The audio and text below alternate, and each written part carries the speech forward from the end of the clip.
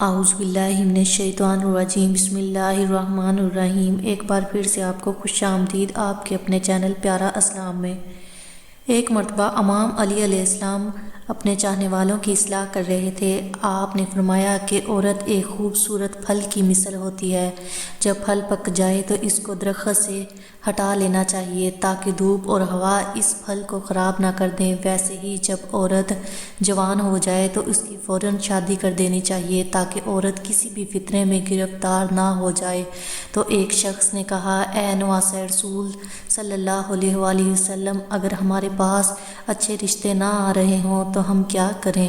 تو آپ نے فرمایا کہ اے شخص، یاد رکھو اللہ ہر عورت کے لیے زندگی میں ایک مرتبہ کم سے کم ایک اچھا رشتہ ضرور بھیجتا ہے، لیکن لڑکی والوں کے غلط فیصلوں کی وجہ سے وہ رشتے سے محروم ہو جاتے ہیں۔ تو وہ شخص اداس ہو کر کہنے لگا کہ ہاں نواسہ رسول صلی اللہ علیہ وآلہ وسلم، میری بچیوں کے رشتے تو بہت آتے تھے لیکن میں اصلاح نہیں کر پایا۔